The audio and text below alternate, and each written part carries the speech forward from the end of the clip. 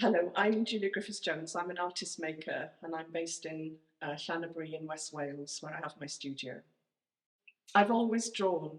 The way I've always started making any project is through drawing, and that comes from watching my mother, who's an architect.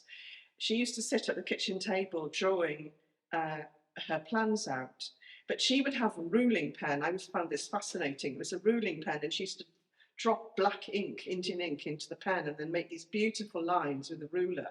And I watched her doing this, and she drew really well. My father also was a very good draftsman. So I grew up with that, you know, being pointed towards drawing a lot by them.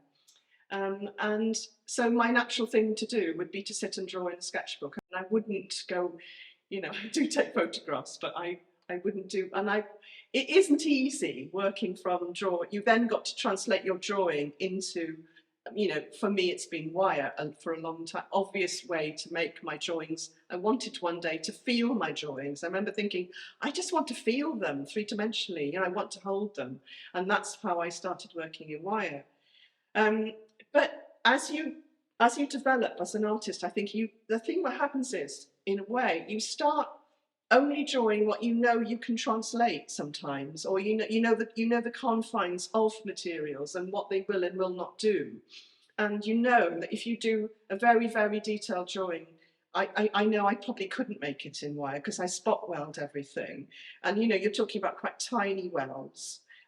So, you know, how tiny can you go? And so that tends to change your drawings. So your drawings are never the same. And lots of people say to me, I really like your drawings. And people have come here and said, yeah, you know, I'm not saying I don't like that, but, you know, I love to see your book, you know, with how you thought about how you got this going. Um, so yes, so drawing's a time when I forget everything. It's like a kind of meditative thing for me.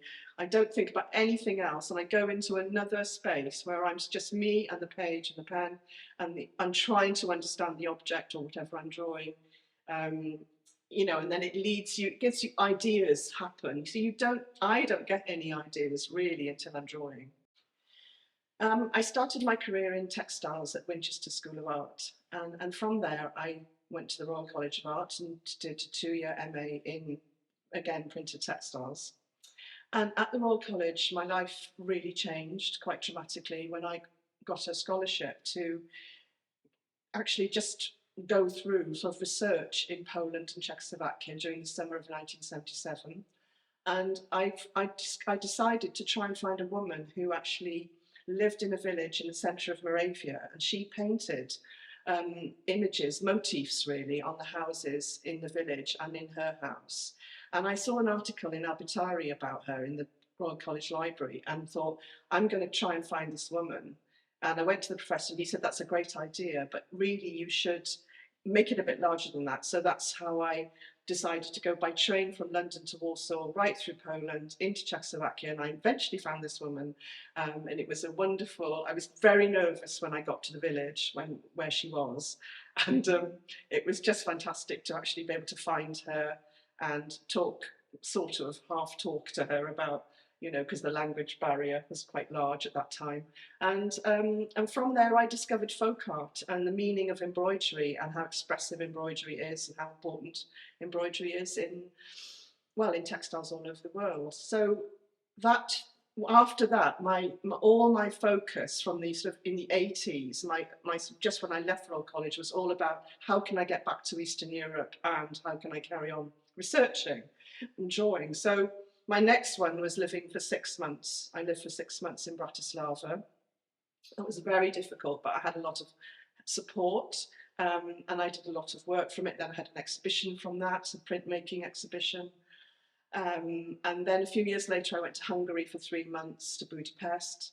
Very, very difficult because the language, Hungarian, is extremely difficult language to understand and pick up. I couldn't really manage that well there. But and then my final one was Romania. I went to Romania only for 2 weeks. So in the 80s, as I was building my career as an artist, I was also teaching part-time at Middlesex University on the foundation course. But yeah, I was trying to do the two things together. I was trying to keep, keep interesting work going in the summer holidays. I was mainly doing the research, and then so then moving on, I met my husband, and I came back to live in Wales in 1990. And then, of course, I had children, and all that kind of thing stopped. They sort of can't just suddenly go off to Eastern Europe at the drop of a hat. So I then turned my attention to looking at research to do with textiles of Wales. I did a big project at the National Wool Museum, and then in 20, I think it's about 2014, I started this idea about I wanted to make a room which had objects in it, which was to do with my trips to Europe and my love of Wales and where I was now based. So I made this project called Room Within a Room. And it was a grant from the Arts Council of Wales. It was the Creative Wales Ambassador Award, which meant that I had to have an exhibition. Well, they wanted me to show the work in Wales, but I also had to show it abroad. So I went to Slovakia, and I had a show of this amazing sort of room idea that I had. I showed it in indigenous cottages, in rather like sort of open air museums, like sort of St. Fagan's Museum type of thing. And that was really lovely, and that went very well. And then it came back to Ruthin, and it was a big show at Ruthin Craft Centre. And then after that, in 2017, I won a gold medal for craft and design at the National Eisteddfod of Wales for this piece of work, which was beautifully shown at the Eisteddfod. So you can't walk into the room, you just stand at the threshold, stand down to the door, and you look into it. So you see layers of line drawings. Well, they're all made in steel wire, but they look like line drawings hanging in the air. So I wanted it to be like an embroidery in the air, an installation in the air, that you hit one image and then you go to another one, and everything comes together in the same material, but made from two different countries. So that was, a really big part of my life. I was still teaching at the time, and then soon after that, I went to India, and I was asked to go to India on a textile residency, and that was so different for me. Obviously, my visual language was sort of rooted in Wales and Eastern Europe in a sense, yeah, and you sort of know when you go to those countries what you're going to find, and you know how to draw them, or you feel you know that. But in India, I didn't know anything about that. It all changed. And the paper I'd taken was white paper, and it was so bright outside the sun. I had to kind of dip the paper in the indigo vats, and we were learning to do block printing and textile dyeing, and it was absolutely the most wonderful experience.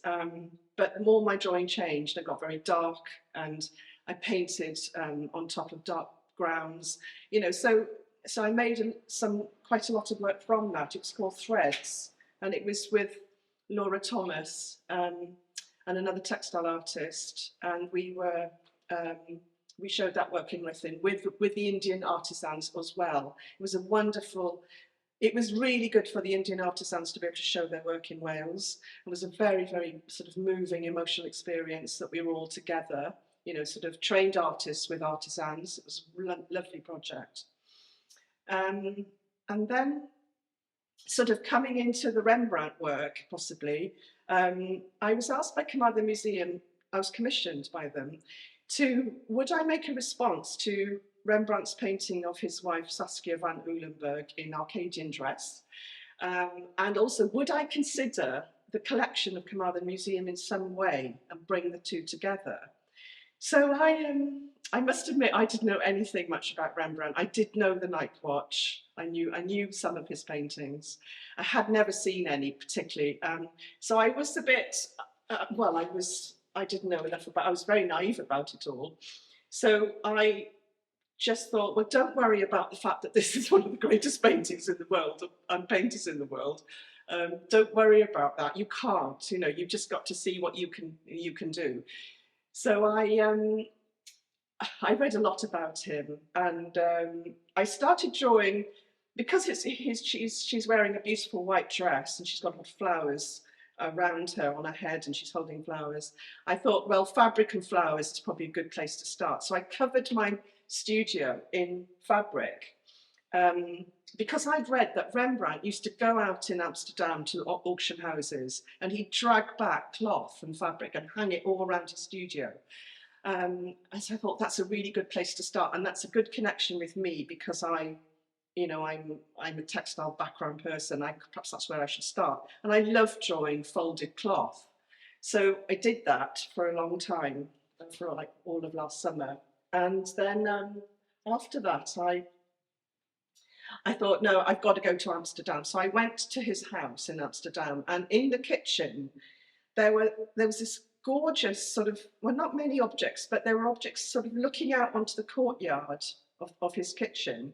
And it said that these objects were probably owned by Rembrandt, and they'd found them in the cesspit of the house at the time, when it was excavated. So I just thought, oh, that's quite incredible. I felt a very strong connection with him at that point, thinking that if these were actually his pipes that he'd smoked, and there was just cracked china, and there was jugs and lots of lovely spoons, a wooden spoon, a metal spoon, and so those shapes really got me going, and I started to draw in there. But I was trying to draw in there as if I was etching, so I was drawing in black and white, because I had been looking a lot at Rembrandt's etchings, and I prefer his etchings really to his paintings, I think.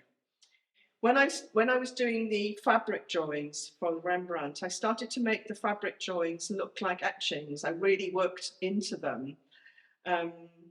And I suppose that's where that kind of detailed, very, very drawn, cross-hatched image started to come. So, you never know what's going to be useful, when you are drawing. But definitely, if I hadn't gone to actually see his house and actually physically see the objects, I don't think I could have worked solely from a painting, from that painting. I did also at the beginning, when I was drawing, I didn't say that when I was drawing the cloth, it was summer, so I was drawing the flowers in my garden, thinking about the flowers that Saskia's holding. So there was quite a lot of sort of crossover there happening. So coming back to my studio, I had lots of drawings of objects, and then I had been around his house and I'd drawn his studio. Obviously these things are kind of put there now, they weren't really all belonging to him, but it was lovely to kind of get back into that domestic object thing again. And also I asked Carmarthen Museum if I could have the oldest objects that they've got. So we went back to 1800 and they got glasses for me and pots and things that women would have had, purses that women might have carried little objects in. I tried to start to think about the woman and what she might have been like, Saskia, and what she would have had around her. So I sort of gradually built up all these sort of domestic shaped objects, and then thought, because by now, time was going on and I knew I wasn't going to make it in wire, but I wanted to make it in enamel. So I decided to get all of these shapes that you can see behind me here. They were all cut out of, I bought white enamel steel. It's called vitreous enamel steel. It came to me white, and I had it water jet cut rather, shapes, which I scattered on the floor. And then I've screen printed onto each shape individually, so it wasn't printed as a mass, printed individually. This is this is Saskia, and this is Rembrandt. You can just about see Rembrandt coming through. So his eye is on a palette, and that's a mandolin. So when you look at paintings of that period, they always have things like mandolins, and they often have globes, and they have, to sort of say, I travel a lot, and I can play music. So I obviously put things like that. This little mandolin is in this collection at Carmarthen. The palette is not. That's from the house. This is a spoon. These are Rembrandt spoons, presumably. They were in the case. And then this was a pot in his museum, but this is from Carmarthen Museum. So there's a lovely sort of mix, I hope, connection. This is a very old jug from Carmarthen Museum, this shape. And when I showed it to one of my friends, she said, it's amazing, you've got her lips on the glass. And I said, oh, just happened. And she said, well, she'd read that when Rembrandt and his wife were inviting clients into their room, into their atelier to look at their paintings, they would always give a glass of wine to a client. So she said that's absolutely perfect, you know, the way that that's happened. That was just luck. So this is then, so when I started to plan this, I just thought I wanted, because I was talking a lot to Morrigan Mason, who is the curator here, and she said, you know, the show, this exhibition we put together, it's all women's work. So there's a poem here written by Mererid Hopwood, which is, she's one of Wales's most celebrated poets. And also there's a beautiful basket made by Jeanette Gray using the nature, you know, using baskets and basketry from Carmarthen, you know, around the Carmarthenshire Museum. So, and we've got Saskia featured in the painting. So I didn't want Rembrandt to be sort of, you know, I didn't want him to be so dominant. So I've made her more dominant.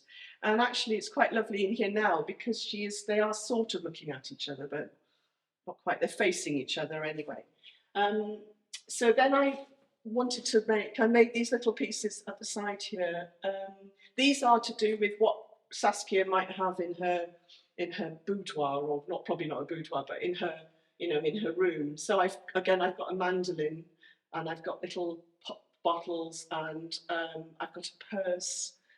That's a purse with a key cut out of it, that she might have had a key in her purse.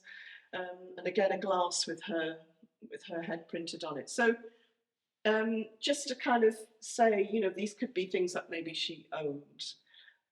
This is called You and I Are Earth, this piece of work. And it's because it's made from the earth, really. I mean, it's to do with clay pots and things that have been made from the earth, and wooden, you know, that sort of materials.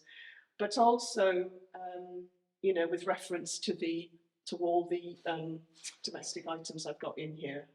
So I think that's, you know, that's sort of pretty much the background to the piece of work. What I would like to talk about a bit is when I was in Amsterdam, I went to a metro station called Rokin, Rokin, and this is a new metro station. And in the what they've done there to get the metro station working, they excavated the River Amstel around that area, and they brought up 700,000 objects from the river and have laid them out in the most beautiful way. Obviously an artist must have done this, or someone very creative. They've laid them out on these boards, and as you go up the escalator, you're seeing all the objects on the left, and then you come down the other side, you see them all on the other side. So I went on the last day in Amsterdam, somebody told me you must go there. So I went there and I photographed these objects, and that's really where I'm going. So what I've been doing, I've been drawing these objects, I mean, from photographs, unfortunately. I mean, you couldn't sit there and draw them because you're moving on this escalator all the time. So I'm thinking about what's underneath me, what's underneath us. So I'm doing a lot of drawing about these objects, but I've also started thinking about, well, what's underneath Carmarthen, and what's underneath me? You know, what am I made of in terms of my visual language or things I've seen?